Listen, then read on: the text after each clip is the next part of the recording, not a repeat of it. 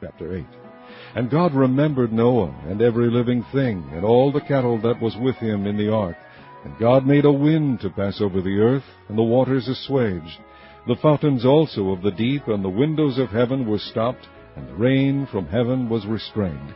And the waters returned from off the earth continually, and after the end of the 150 days the waters were abated.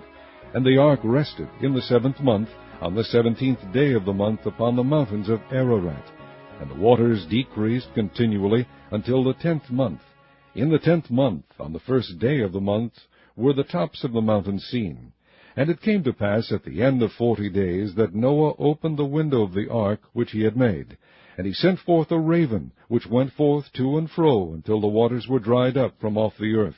Also he sent forth a dove from him to see if the waters were abated from off the face of the ground. But the dove found no rest for the sole of her foot, and she returned unto him into the ark, for the waters were on the face of the whole earth. Then he put forth his hand, and took her, and pulled her in unto him into the ark. And he stayed yet other 7 days, and again he sent forth the dove out of the ark.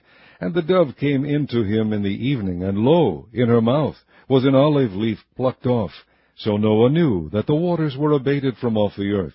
And he stayed yet other 7 days, and sent forth the dove, which returned not again unto him any more.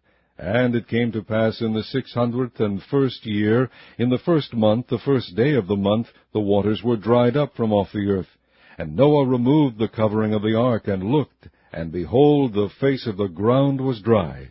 And in the 2nd month, on the 7th and 20th day of the month, was the earth dried.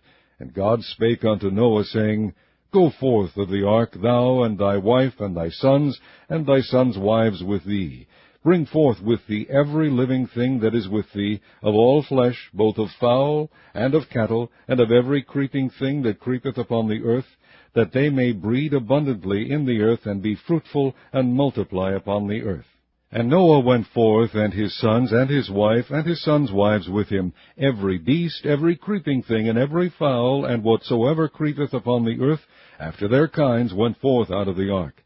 And Noah builded an altar unto the Lord, and took of every clean beast, and of every clean fowl, and offered burnt offerings on the altar. And the Lord smelled a sweet savour. And the Lord said in his heart, I will not again curse the ground any more for man's sake, for the imagination of man's heart is evil from his youth, neither will I again smite any more everything living as I have done.